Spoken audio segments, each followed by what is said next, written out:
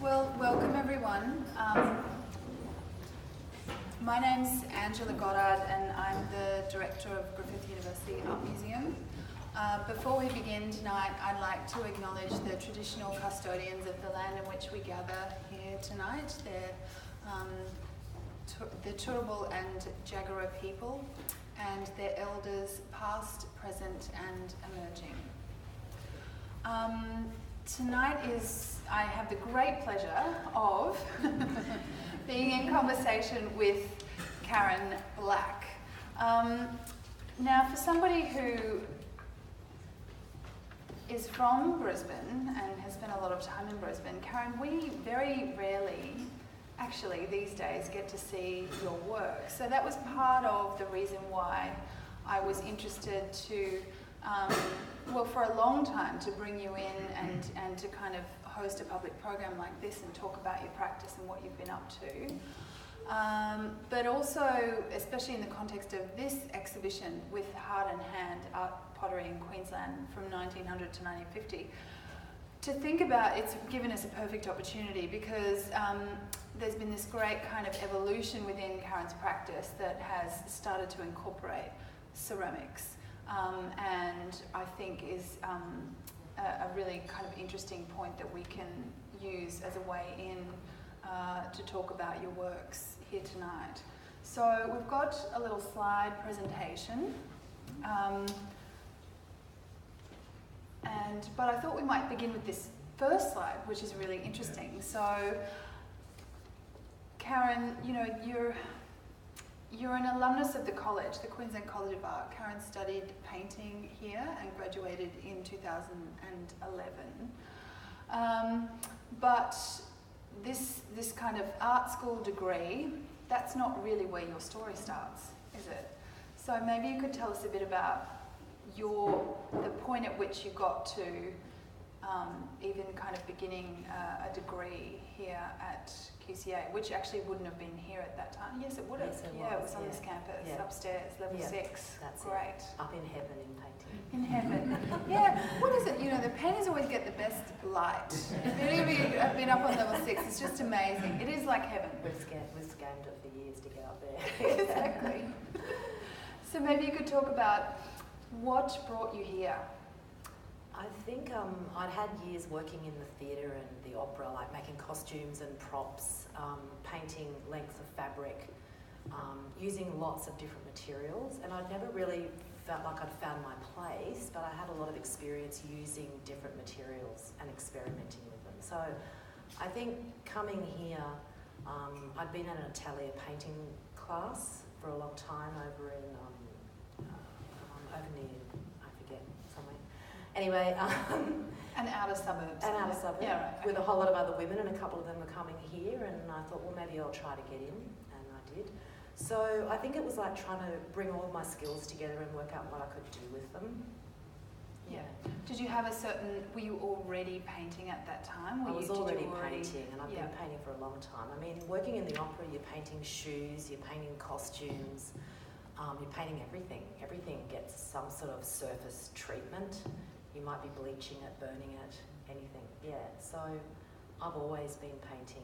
When I was in my early 20s, I used to paint 3-metre lengths of canvas and sell them. And if anyone remembers the shop called The Mask in Brisbane, years and years ago, they used to buy my fabrics and some of the things I made. So I always had my own little sort of freelance job. Plus, then when I moved back to Queensland from Sydney, I got the job at Opera Queensland as head of wardrobe. Yeah, which was another whole way of learning about how to make costumes in a historical way and use fabrics to look like something else on stage, like learning how to use trickery as a part of what you do. So can you sew as well? I've always been a sewer. Right. Wow. I think that was my leg in, yeah.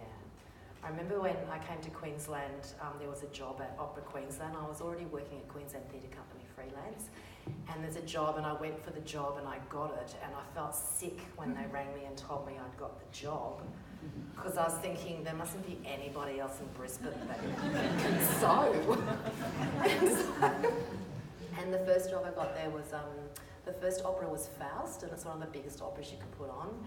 And I walked out the back and it was like a warehouse space, and there were just hundreds and hundreds of costumes on racks, and they'd all been shipped over from England, and a designer called Michael Stinnett had designed the show. So I had to put all of that together and then make new costumes for the leading artists.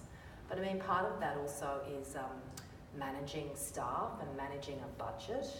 I mean, sometimes I'd have $80,000 from my budget, and you had to buy fabrics, wigs, shoes, pay for your staff. So that was really helpful in terms of being an artist, because being an artist, there's a lot of admin and a lot of budgeting and all that kind of really the boring jobs you don't want to do. So that was a really, like, all of those things have been really good for me leading up to where I am now. Mm-hmm. Yeah. Mm-hmm. Now, we've got a few slides tonight. It's not really in a kind of chronological order, but I think it's interesting to me. So this is your installation at Sidney Contemporary last year? 2000, year before. Yeah. Before. Yeah. So to me, this is kind of like actors arrayed on a backdrop. It's a very theatrical kind of installation of the works. Did you actually draw that backdrop? Yeah, but that drawing is 3 A4 sheets of paper, so it's about that big. Wow. And so it got blown up and printed on wallpaper and then installed in there. But it was quite a trick to that too, because we had to sort of get it on the computer and then zoom right in and see blowing up, you know, to the scale of that, what the marks would look like. So when it was printed and put up there, I thought, oh, I could have gone a bit further, I could have gone a bit darker, I could have shaded a bit more in different places. But it's actually a drawing that's upside down as well. So it's a drawing of all these poppies that are on the border in Turkey. Wow. And I made the drawing, and then it actually looked better upside down. So it's printed and installed upside down. Nice one. Well, let's delve into the painting practice. You work a lot with this kind of interesting tension between figuration and abstraction. That's what I kind of tend to bring from your works. You're very interested in a kind of quite loose, almost expressionist kind of brush mark. You know, there's always a sense of the mark of your hand on, and it's not usually canvas, is it? You always generally work on prepared marine ply boards. And was that the same as, you know, back during art school? Yeah, because I used to like I like hosing the garden. I can hose the garden for hours. It seems like a waste of time, but it's really good thinking time. And so sanding boards is the same thing. Like, you get a whole lot of plywood in, and I would just spend hours just like sanding them and making them absolutely beautiful. So by the time I went to make a painting, I knew the actual surface really well. I knew the board really well. I had a relationship with it already, and it would make it much easier to do the painting. But I mean, it's come to a stage now where I don't have time to do that, and I actually miss doing that. So I had to rely on other ways to sort of get a painting. Is this the work that's really big in real life? That's really big. It's nearly 4 meters long. So this is not a work on board? Yeah, it's a work on board in 3 pieces. Oh my gosh, wow. Yeah, and they were really heavy, which is why now the bigger works are on canvas, because they're quite difficult to deal with when they're large. And are you manipulating them yourself around the studio? Do you use assistants or? No, just me. All right. Just pretend it's a gym workout. You know, you get sore shoulders and sore back, and you know, And how have you had to adapt yourself to working within canvas more recently? Oh, well, I couldn't for ages work with canvas because I hated the way when you sort of put the brush on, it would dig in. It used to be like a trampoline, and I hated the trampoline thing. I wanted it to be like a rock, so you could slide, like it's like skating on a board. But I just told myself I had to get over it. So the first few paintings were really hard, and now I don't care. I've actually used that trampoline kind of movement to help the brush strokes. And this work is, well, it's not as figurative as many of your other works. I mean, I think so. Or are you? I don't know. Well, sometimes they're like Rorschach kind of, you know. Sometimes like people see say different things. Sometimes people say to me, I can't see any figures in your work, and I just say, I just don't know where to start the conversation. Really. I mean, I see heaps and heaps of figures and heaps of faces, and I have to pull back all the time because I'm always trying to play that line between figuration and abstraction. And some people see some figures and then they start seeing these other things that aren't even there. And I think that's good too, I like that. Mm-hmm. Right.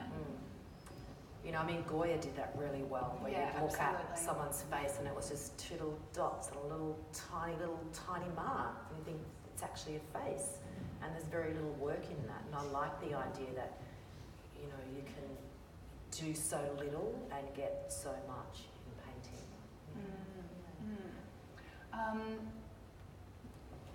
What's the scale of this work in comparison? So that's about 67 centimetres high and 116 much wide. Tinier, much more enclosed in terms of the composition and that play between the figures. Is this is a work that you've got some elements that you wanted to point out? You know, I want to break it. Alright, so where is this? We really want to use this raw red dot. That's actually, I started using broken ceramics and shapes of ceramics in the work to kind of get the composition. I think composition is one of my weakest things in my work. Really? So I started using broken shapes of ceramic works to build a composition. So that's got a great big ceramic work around there that leads off to the other side. It's made a cave of it. It's made a landscape on top of it. So it's quite three-dimensional, this work from the side. Is it, you know, does it jut out over the... No? I'm glad I tricked you though.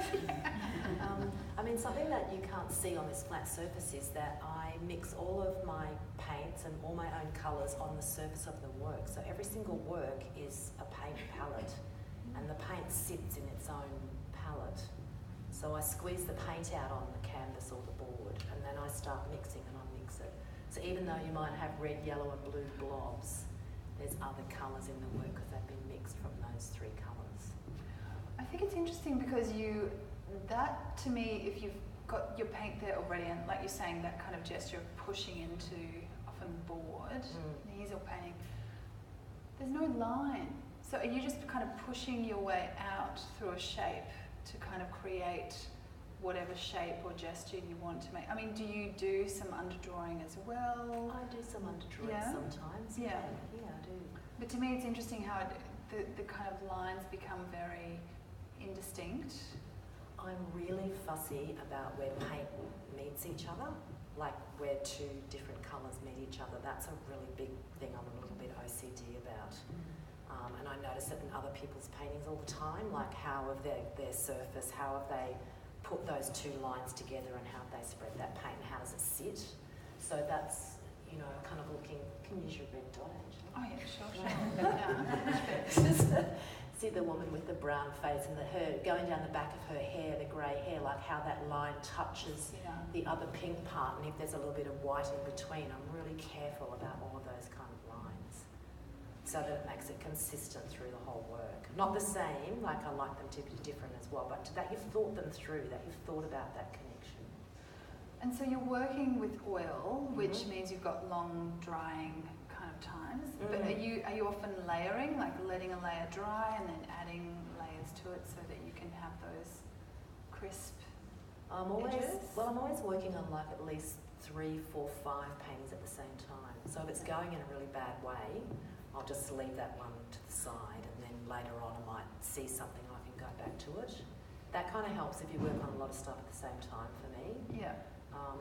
But I don't purposely, I'm not that purposeful in my work that I would do an underpainting, let it dry, do the next lot, let it dry. I just can't work like that. It's too planned and organised. Great. Let's move on. This is very suggestive. This is quite early, isn't it? This is 2011. Yeah. And I've never been able to do a face like that. Her face is like I've just used a screen printing squeegee. And I've done screen printing for her and just like squeezed it up, but I never use anything but paintbrushes. I'm really insistent on that. So, no fingers, no... sometimes I might wipe something off with a finger, but no, I don't know how that turned out. Sometimes those sort of accidents work really well, you know. Yeah, that was one of those accidents. And if you make a really big accident, what do you do? Well, it depends if it's good or bad. You know, sometimes you Good can answer. make a really big accident and think, actually, that's so much better than what I was thinking. I'll just go with that. And other times it's like, oh, okay, let's put that one in the corner. Well, we'll talk about accidents and failures and things a bit later on as well as we make our way through the slides. I'm keen to get to the point of talking about your works that kind of reference not just abstract figures and things, but actually, really have delved into a very specific kind of political situation. So 2011, which was the year that you graduated from art school, that was also the year where we know the Arab Spring kind of began. And many of your works, kind of over the past, since about 2014 onwards, have kind of dealt with that history and imagery very specifically. Mm-hmm. Can you talk about how that might have started to make an appearance within your practice? I think for my 50th birthday, I didn't want a party. I wanted to go to Egypt, and we took the family, the 2 young children, to Egypt. And that was just after the uprising in Arab Spring in 2011. So I became really interested in the way that we kind of break things down and build them up, and break them down and build them up. We've gone through history like that. We break down whole cities and civilizations and then build them up again. And I'd begun talking to an architect writer called Lina Sergi, and she came from Aleppo but lived in Chicago. And she had a blog, and I loved her writing because it was like poetry. She was just a beautiful writer. So I got in contact with her, and we'd been chatting on email, and she'd send me poems that she'd written or friends of hers had written, and I was reading about the buildings that she'd researched in her hometown in Aleppo, and had started putting those into painting. So this whole series has elements of our conversations in them. And then all of these works were painted. I painted marble dust on top of wood and then made the paintings. And the marble dust was this beautiful, it wasn't like any white I'd seen before. It was like a golden white, because all of the buildings in Aleppo are made of marble, and the whole underground of the whole city is marble. And it's the oldest continually inhabited city in the world, and I find that fascinating as it was being bombed to smithereens. Yeah, exactly. So that exhibition came out of the research with her, and then that ended up that she invited me. She started Karam Foundation that took projects to Syrian refugees, and I ended up going to the Syrian-Turkey border twice with her team of doctors and dentists, and I was the artist and took an art project. Wow. So it's been a really long-term relationship with her, but I haven't been able to go back in the last couple of years yet. We have... No, this is a work from... That's an early work, 2011. An earlier work, yeah. Did you want to talk about this one? How big is this? This is 67 by 116, Yeah. so that same landscape size, which I actually work with a lot, to be honest. That's a picture of my father and his wife, the black and white, sort of weird. Feels like a very shallow depth of field. Yeah. Yeah. Like there's this, is it a tabletop that's being suggested there? Is it? It's like a tabletop. Sometimes I just make a floor. I use a lot of windows and bridges and like architecture. So the paintings are normally like inside and outside at the same time. And then some of them are just inside and some of them are landscapes. It depends, but I use that as a strategy for bringing maybe a landscape inside, talking about the interior mind, psychological kind of space. But it often creates a tension because there's this, a tabletop suggests a certain scale, doesn't it? Yeah. And then you kind of look up and you think, oh, well, is that a sky?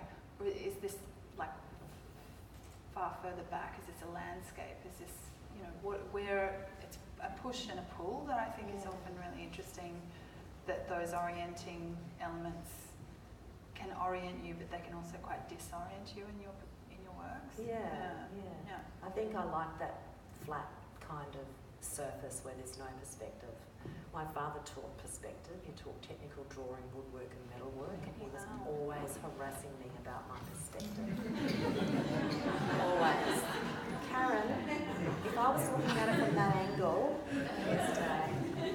so, you know, and all at home all the time he had that, you know those beautiful bits of paper that are blue on the back and white on the front, and the drawings are all done on the blue. I've still got some of those of his. They were all over our house, and every school holidays was all his exam students, and he used to put me through that as well. Look at this student's work. Oh. And they'd all be exactly the same drawings. So you could actually judge the difference. You could see who wasn't very good at it and who was.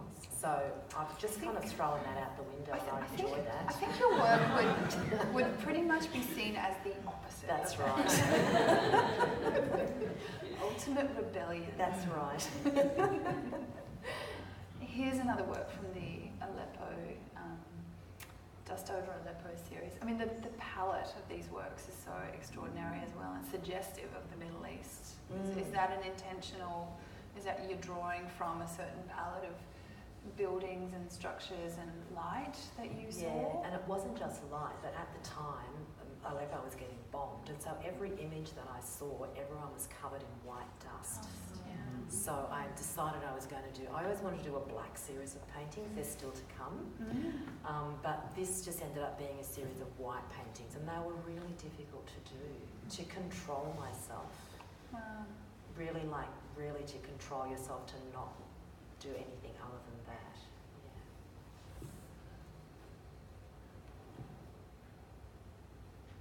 Yeah. Now, this has some interesting elements. I think I put that in there because I often play with like forms, like that's like a gigantic log, that big brown thing, which is where I got the reference from, but I quite liked that I changed it slightly to make it look like a gun, like a big shotgun. It's called Swimmer in the Forest.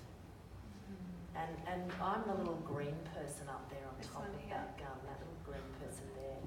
And I'm actually in a lot of my paintings. So a lot of self-portraits as such? I'm nearly in all of my paintings. How interesting. And at university it was all self-portraiture that I was doing. So it's just, I end up in the painting somehow. Sometimes purposely, and other times I'm just there. So sometimes beginning with you, or it's an element that's added at the end, or it's just always kind of, it comes out. It just comes out at some point. Yeah. I knew from the beginning what the name of that work was, Swimmer in the Forest, and I knew that I was a swimmer. So that's how that began, and then eventually that became me falling off that log. Wow. And so this scale is that the same kind of smaller. Yeah, 67 by 116, Oh, now here's a leap. Tell us about this. That's a 20-metre wall work at Barangaroo in Sydney that I was commissioned to make. And it's a whole lot of different work collaged together in Photoshop to make this work. Was that a hard process to cut up your own paintings in a way and kind of... I didn't have to literally remix them? No, but to break up these compositions that you might know. Yeah, that's interesting. No, I'm not attached to my paintings. Like once they leave the studio, my headspace is already in the next lot of work. So at an exhibition that opens, I'm not even attached to those paintings anymore because I'm already working on the next lot of work. Yeah, no, so it wasn't hard. It was actually, the most difficult thing was finding a link between works, and a lot of that was in colour and shape, to find a link that would make it easier to put the images together. Yeah. And then it was printed on vinyl, and it was up for 2 years at Barangaroo in Sydney, and then recently I got it back and we sent it to the car wash because it was filthy. And then I did an installation at Sydney Contemporary just gone and used 10 metres of it as the backdrop to a bar. Yeah. Yes, I saw that install. Yeah. And I mean, it's back to designing a theatre set, you know, arraying a stage upon which people might interact. Yeah. And so you've still got it, you might use it again? You never know. Great. I'm keen to move through to a can we just flick through these a little bit Yeah, to just enjoy this luscious paint on our way to talking about ceramics. So, I'm interested in what was the point at which you thought, okay, I'm a painter, but you know what, I'm going to grab some clay and experiment and think about 3 dimensions and scale in a different way and all of those things. Well, I've always made things. So 3-dimensional objects were always something I did. As a child, I mean, I did a 6 months or a year of sculpture with Deborah Porch here at Griffith University after my degree, because I didn't want to leave university, because they throw you out. And I didn't want to leave, so I just did sculpture. But that was fantastic because it made me think about how you plan your exhibition, how it's going to look, how you're going to place things. So Linda Draper had a residency program in Sydney where she was inviting artists who'd never worked with clay to come and stay and do a residency at the Myer TAFE. I think that was 2014. And I hadn't used clay before and neither had anyone else. But there'd been 2 years of residence and I was the last resident there. And then we were all going to be in this exhibition called Glazed and Confused at Hazelhurst Regional Gallery where I was staying on the grounds.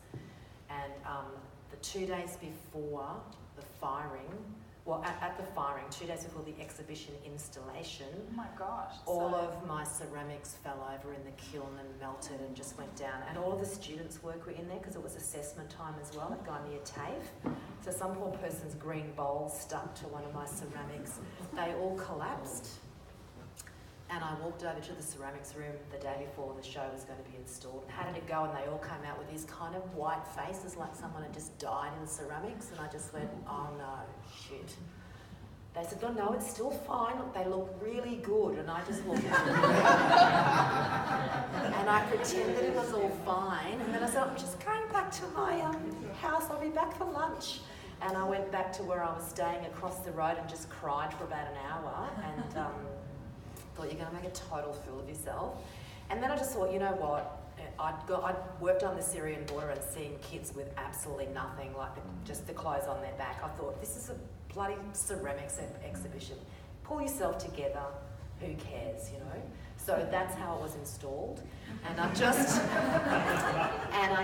found this, I just had an exhibition and that painting was called The Tunnel Digger and it looked like all the things out of the tunnel, like they'd dug out of the tunnel. So I thought if I put that painting with it, it'll just solve everything. It's like if they've leapt out of the painting and onto the table. It looked like that, yeah. So is that just a workbench from the ceramics studio? I just thought I'm not going to put a huge amount of effort into this. I just put a huge amount of effort into it. It was a total failure. So I said, can I bring the workbench I made everything on over to the gallery? And they said, yeah, that's fine. Just get out of our sight. You know Everyone was really nice because I think they felt so sorry for me. But you know, it was a great experience, and also being around all the TAFE students there. Some of them had disabilities and made absolutely beautiful work that they spent weeks and weeks, and I learned a lot from those people. Working beside other artists who were there, who, you know, lucky for them, had done it 2 years before and come back and made new work for the show. But I didn't have time to do that. It was a really great experience, and it doesn't really matter about the outcome because the experience was more important to me, what I kind of learnt there. And I discovered that if you were good at cooking, which I was, that you could do ceramics. Because you can do like the edges of tart shells and all sorts of things you do with baking. I mean, I think that's really interesting because of course, like the show must go on. You know, like you've got it. It's all happening. It's about to open. There's no question. There's not. One can't just show an empty gallery. No. What was the issue? Was it technical issues? Had you just like leapt into this medium and just smushed your way around? You got it. Basically, right. Yeah. And what I discovered was I kept making huge things. I couldn't make small things. They were all kind of like that big, and I was making them really thin. They were going, you're really good at ceramics. Oh. I was like, I can't help it, but they were too thin. And so the kilns overfired because it was all the students, and everyone was really stressed out because it was their end of year TAFE ceramics thing, you know. And so there was a lot of stress. The kilns overfired. I'd made the work too thin and too big. I don't think anyone else had done that before, so they were all freaking out. So the response after all of the exhibition, I sat down with Linda and we talked about it, and she said, you know, maybe you need to make things a little bit thicker. And I don't think they normally tell people that. They normally say try to make things thinner. I don't know, it was just a natural thing that I did. Yeah, yeah. And can we talk about the next show? This is the next show after that? So after that, I thought, I'm kind of one of those people that I like to learn how to do things properly before I break the rules. And I did that with painting too. Like I went to Italia painting classes and light drawing classes and did, you know, I used to find with those that, you know, you do a painting for 3 months, the same painting, and everybody else's would get better and better and mine would get uglier and uglier. So I learned that I'm not a person that paints like that I need to paint quickly, you know, and strategically. And with the ceramics, I thought I need to go back and actually learn how to make ceramics. So it's really difficult. These were big forms. They're like architectural forms that when you build something out and you start to go in again, there's not like a post underneath you can support it with. You've got to use drying methods and all these different ways of doing it. So I'd seen all these tiny glass vessels in the Istanbul Archaeological Museum, like that big, and they were from a really tiny period in time in history, 3rd and 4th century, where clay and glass were really closely related. Glenn probably knows about this, he's sitting there. It was a really short period of time, so they'd make a mould out of clay, pour the glass into it, and the mould was in 2 parts, and then split the mould off, and then you could make multiples, but maybe only 8 or 10, and all the multiples look different, just slightly wackier. The faces got slightly kind of more distorted on the thing they were making. So I was fascinated that these vessels had lasted, like they were Syrian as well, 3rd and 4th century, and they lasted for thousands and thousands of years, and they were all in one piece. So I photographed them, measured them all, and came back here, and I didn't know I was going to do this. This was a couple of years later. Then mathematically scaled them all up as big as possible into these big drawings, and then made them with the help of other people. And Kai's here, and Kai was my studio manager at the time, and without Kai it wouldn't have happened. And I remember Kai's first words to me were, Karen, this is really hard. I'm not sure you're going to be able to do this. I just said, you shouldn't have said that, Kai. We're doing it. She said, make maquette and then we'll test the glazes. I was like, oh, no, we're not. Dig right in. I don't do that. You just dig right in and it doesn't matter how they work out. So these are all hand-built? They're hand-built with coils. And before this, I'd seen Grayson Perry's exhibition at the NCA in Sydney. Oh, right. And I was intrigued how simple the forms were and that he'd actually used it as a painting surface. So I thought, I'm going to use these as a painting surface, which is why they needed to be large, so I had a decent amount of painting surface on them. And again, I like to make it difficult for myself, so I handmade all my own coloured slips and mixed all my own colours. And that's what I painted the colours on with, and I could also do the mixing on the clay like I do in my paintings and get big sort of blobs. And I remember, I was phoning around everywhere to get advice, asking everyone about it. People would say, oh, you probably won't be able to do that, like that'll just crack, or that's not going to stay there. And actually it was pretty successful. Yeah. So in terms of the glazing process here, you applied the slips and then fired. Yeah, so you have to... So it's not a matter of making a vessel and then painting completely. You have to paint the slip on when the painting is what they call leather hard, and it's still got to be cold. And because they were so big and were taking so long to make, and there were drying issues, they were all like wrapped in glad wrap, and handles were wrapped in glad wrap. And you had to judge when they were going to be wet enough or dry enough. Guys laughing. It was funny. And had to really judge when was the right time to paint them, when you couldn't paint them. And some of them I think it's too dry, but heck, let's just do it anyway. And they'd work out. So I mean, there's a whole lot of rules in pottery and ceramics that you can just keep breaking them all the time, and I really loved doing that. Yeah, so and then you put them into bisque, because if you put them through one firing up to earthenware, they'll probably crack. So they'll put through to bisque after the slip was painted on, and they'd come back, and then they were painted with a clear glaze over the top, and that brings the colours out. And I must say, with that first lot of work I made at Hazelhurst Regional Gallery, I didn't know how to paint those vessels. It was such a huge thing just to make them that I was really confused about paint and ceramics. So that's why I wanted to make these vessels to actually do my paintings on them and try to work forward from that. And most of the painting work is, well, there's blobs, but there's little faces, so there are figurative elements. There's lots of figurative elements on them, yeah. It's just that you have to like turn them around to see them, yeah.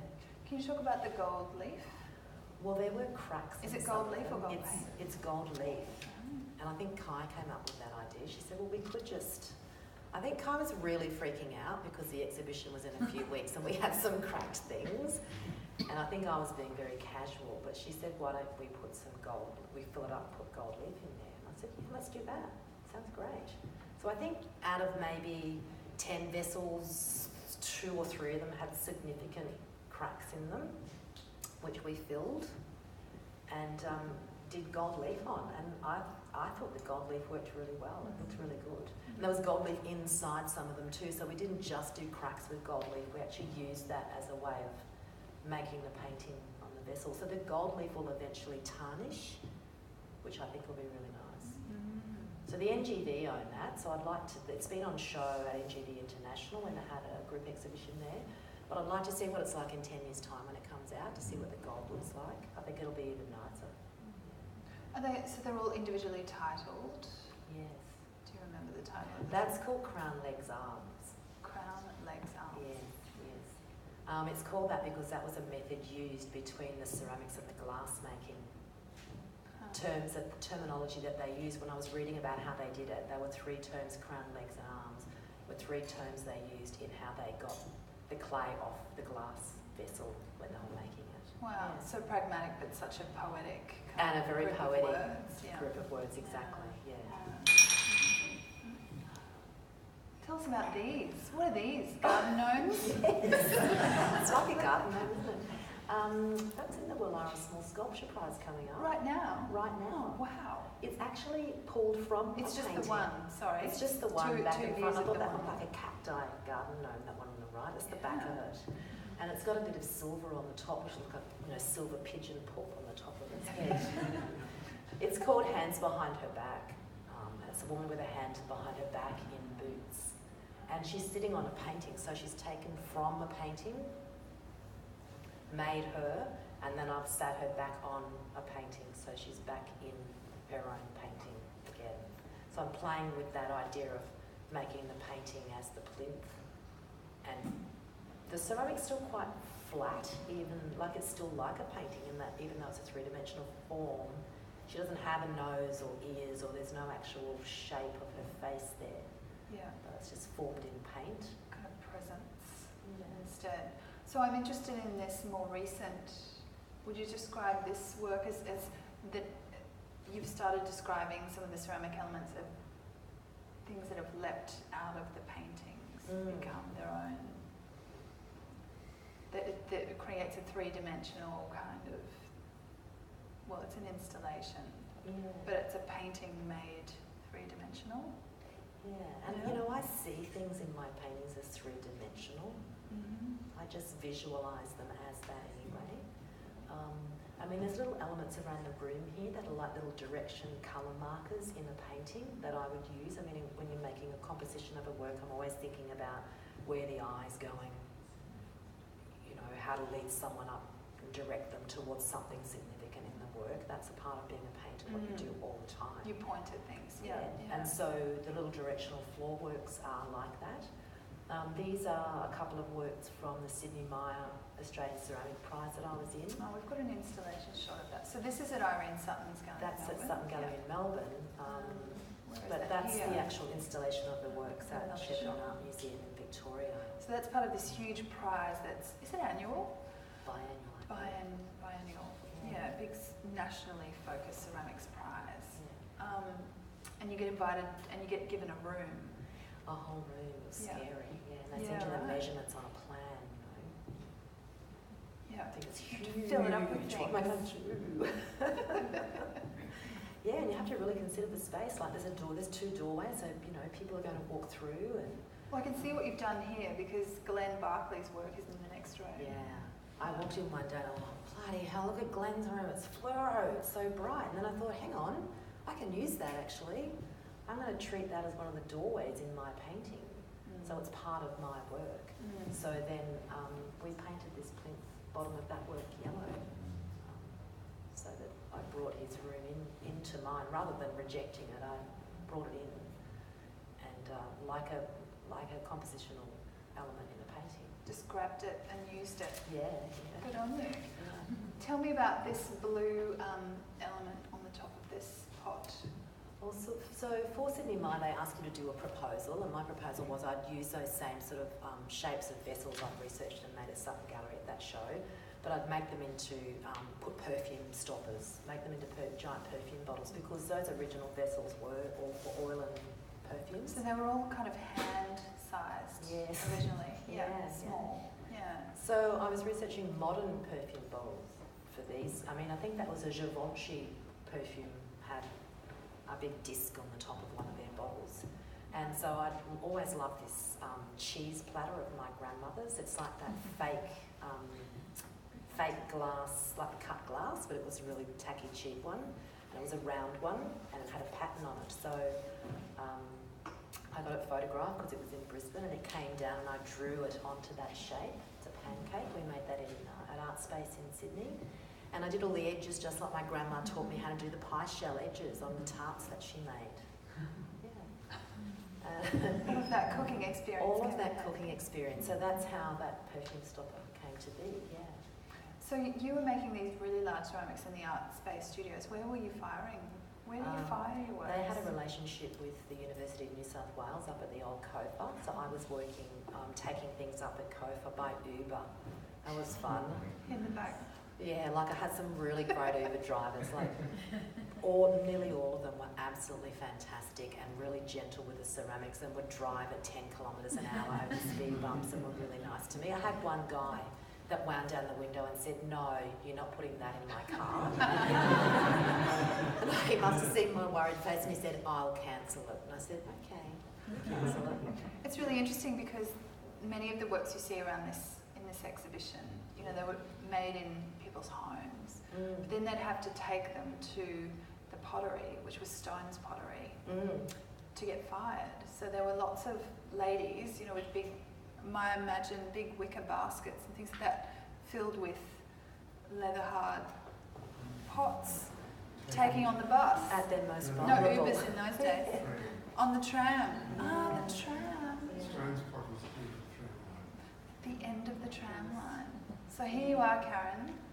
Well, even now, I drive to Redcliffe Pottery Group, which is a 1-hour drive. Yeah, right. I've been to reverse garbage, and the whole back of my car has big things of foam in with holes cut in it. They come from reverse garbage, and they all get laid down on that, and wrapped in towels. And I've only lost one large work doing that, Wow. which ended up in painting. So It's okay. It's Nothing's okay. entirely lost. No. There's another work from Suttons, that That was installation. a painting I with made stuff. for that exhibition. Yeah, it's called Painting for a Corner. So it's actually about my daughter's bedroom, which always looked like that. Is she a teenager? Well, she's been like that since she was a baby. Actually, when she was about 6, I think she'd just gone into a single bed, and our house got robbed, and they trashed the house. And the police came to me and said, "I'm so sorry about your daughter's room." And I went, "What?" And we went in there, and I said, "No, it always looks like that." So that was embarrassing. So that's her room. She's still like that. Okay. Yeah. And I thought that too was, there were elements, there's figurative elements in there and shapes and forms that come out back into the ceramics. So that's why I painted that. Did the painting or the ceramic work come first? The ceramic work came first because they are from the Sidney Myer, and then for this exhibition I strategically painted that painting, and I knew it would be in the small area room at Sutton Gallery, so I did a really huge painting. It's 2 by 2 metres. So So it's on canvas. On canvas, yeah. Yeah. A lot of black in that painting. Is it black or is it blue? It's I never use straight black. Yeah. It's always a mixed black of different colours. Now I wanted to talk about this work because you might recognise The floor. the floor. The old floor. The old floor. Well, we've since had the floor resurfaced, but this is Karen's work. There was an entry in the Graduate Art Award in 2011, and shown here as part of that award. Tell us about this work because it's so interesting. Thinking about the workbench and all of these elements and coming back. Well, I was working down in sculpture when I graduated eventually in 2011. So that was made down there, and that was, I was still making paintings on board, and I was doing all the sanding myself, and I kept all the pieces of sandpaper because I really liked the materiality of them, and all the marks on them from sanding my boards were beautiful. And I had all these old photographs of my father's, and they were all these, all of our trips, because we used to hop in the Kingswood every school holidays and go travelling. My sister's down there, so she'll remember this. And I was always car sick, so it wasn't ever that great for me. But we'd go travelling, and all of his photographs didn't have us in them. I think out of a couple of hundred photographs, we were in like 3 of them. Some of them were like people we didn't even know. They must have just, but they were all of like landscapes, bridges, mountains, and buildings. They were all what my dad was into. So, and there was that beautiful photograph from the 1970s with the round corners and that smaller size. It had a beautiful coloration to them, and they were all printed beautifully. And so I started printing those onto the used sandpaper. I think I just did one and thought, that looks really cool. So I started printing them onto the sandpaper, giving them another kind of life. So that's sandpaper on the left, and a photograph on the right. And the pictures that did have us in them, I cut us out of them. And I sat those little people up around that. The actual table was just stuff from my studio. It was like, I think it was a mop, the handle of a mop. There were just some cardboard and stuff I found. The shavings there next to that funny shaped wooden thing which someone had given us for a Christmas present and no one liked it. I sanded that because it was wood. And the shavings are from my painting, so I was even collecting all the wood shavings from the plywood when I sanded the board smooth and keeping that. I keep things like that. I keep really weird things. I never throw anything away because it might be useful. So that was very useful. And then all those bits of wood were just stuff around my studio, so I just kept printing and printing and printing them and stacking them up.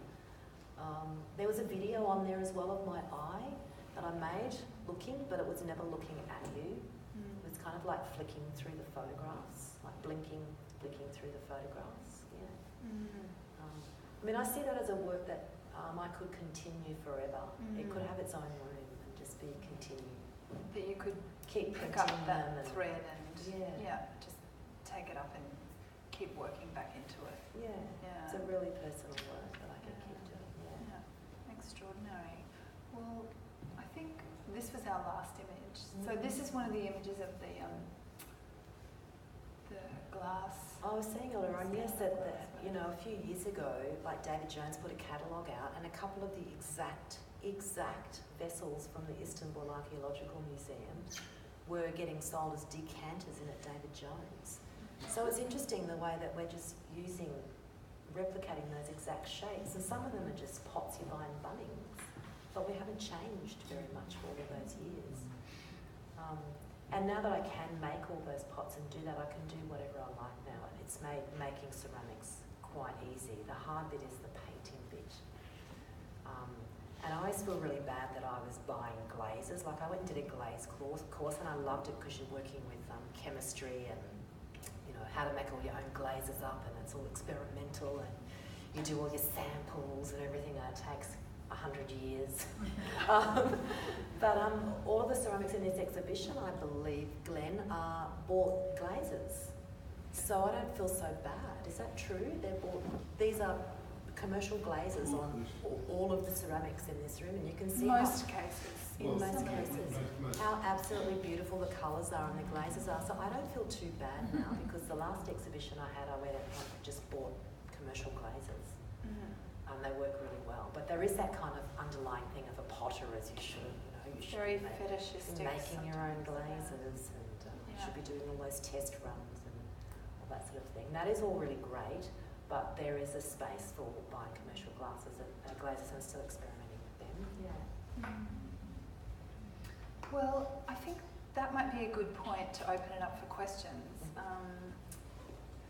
Maybe we could see if there are any burning questions in the audience. Just after your first disaster down at the residency, what was the turning point that you went, okay, I've got to do this again, and not sort of go, oh, maybe this is not what I'm supposed to be doing? Because I actually really loved the clay. It sort of takes you back to your childhood. Like I said, the first thing I did was I was making pastry etches on everything I did. So it took me back to like cooking and gardening and my childhood, watching my grandmother cook. And it's a beautiful thing to have your hands dirty. And I also love the conversation, because you're sitting around a table with 4 or 5 other people talking, and it's really, really nice. I find that really a heartwarming thing to do, learning about other people and who they are, and just talking about life. And you learn about so much about other people, and the next thing you've made something. Oh God, I've made something. So yeah, it's distracting. It feels really nice. So I wasn't going to stop there. I knew that I really loved it. I just knew that it was a failure what I'd done. Practice. Yeah, that's right. Yeah.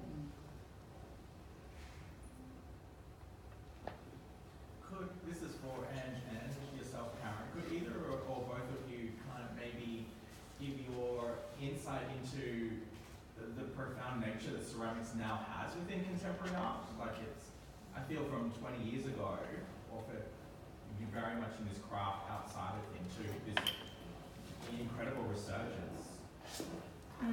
Yeah, absolutely. I mean, you're inside it, I suppose, but it yeah, I mean, it's only in the last 5 years or so, would you say, that contemporary ceramics has just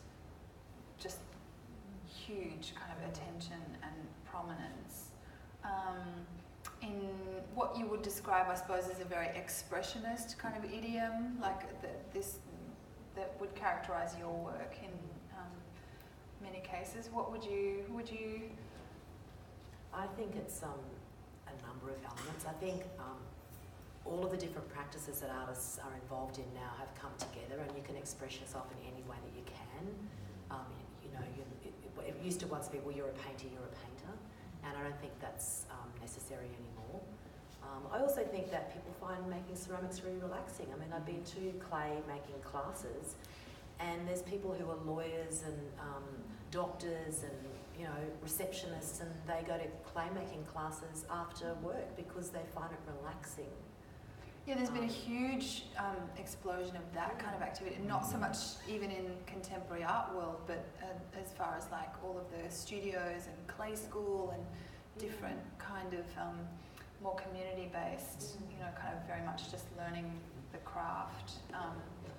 That's definitely, so it's high and low, it's kind of, I mean, it's interesting thinking about the context of this exhibition in terms of many of these works, there was this thought around this time, early 20th century, this sense of maybe turning away from mass-produced objects. People were realising that all of the items that they used to eat food with and off were being produced in factories, and that there was this real sense of return to want to make things with your hands for your home. There's also kind of material reality, poverty to that as well. But would you agree, Glenn, that that's... Well, I think one of the principal is the reliability of material. So when I was talking last week, I mentioned pieces were made out of experimental pieces with Queensland clay, but everyone ended up going back to Stoner's white pottery because it was reliable. And that's basically why a lot of the practitioners now have the ease of working in a different medium because it is reliable and the tech, you don't need much technique except making sure the walls are strong enough. So it can be a fairly expressive vehicle. I noticed that, like these ladies said, no one's actually want to do wheel throwing it because that is actually a discipline and actually Different skill level. Yeah. towards particular shapes. Yeah, so that's interesting. So then it's a melding of both the kind of wanting to make something handmade, but you're using the kind of the mass-produced clay, as if you like, you know, which is consistent. And then I said like commercial glazing. Like you're talking about using commercial glazing, you know, these materials are available to you, as well as... Totally, and varies with the studio product. There was everyone did wheel throwing and relied on the kiln and relied on hand-making glazing. They did use some commercial glazing, but this is a bit quite reversal on the studio product. I think in a lot of the night classes, people are on the wheel. I know at Clay School when I was there that there were only one or two of us hand building. Everyone else was on the wheel and obsessed with the wheel. You know, and I sometimes find that a little bit of a problem at the university is that people get, it is obsessive. Like you're just spinning on that wheel, and, you know. Well, it comes down to kind of muscle memory and things like that. Like you have to throw 10,000 pots, you know, and then you'll be able to kind of do it with your eyes closed, type of thing, isn't it? But that's right. You're in a different realm. Yeah, I like to be more experimental with the work, and I'm not sure you can be that experimental with the wheel. I think there's a lot of parameters around what you can make with the wheel. Do some traditional potters kind of, you know, have a bit of a go? I've never found that. I probably just ignore them. I don't know. Yeah. They probably do. Think my work's terrible.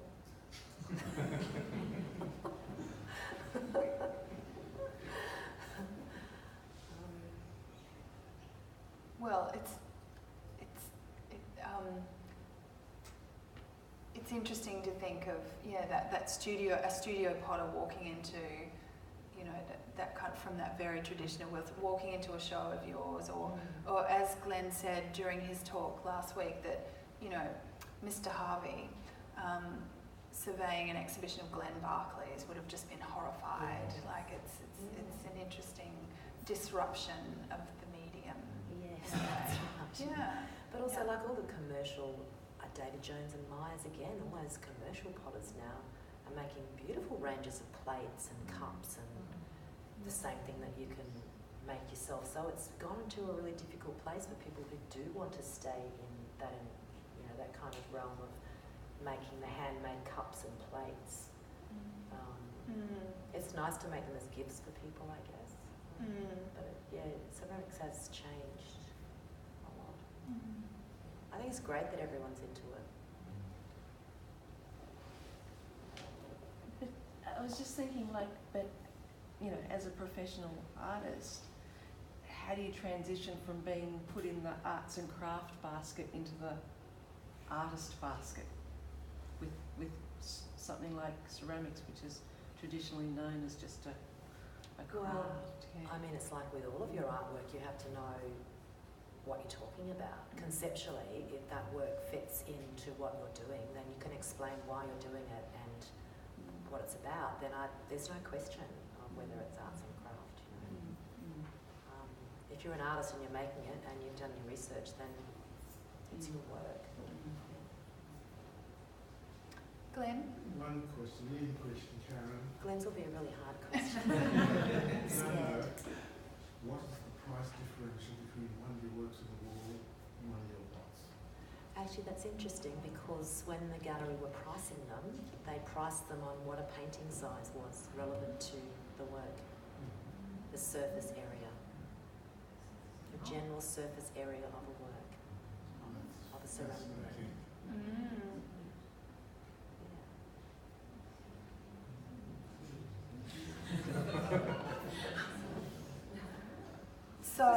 Karen was saying that the craftsmanship personship of making the ceramics wasn't taken into account, it was only the painting in costing. Basically, yeah. I mean, time means nothing in art. You can make a painting for 3 months and get the same money as a painting you made in one day. It's got not to do with that. It's to do with conceptually how you're working. Yeah, yeah. And so as a starting point, they say, well, a painting's that big, and that vessel, you know, really is about the same size painting.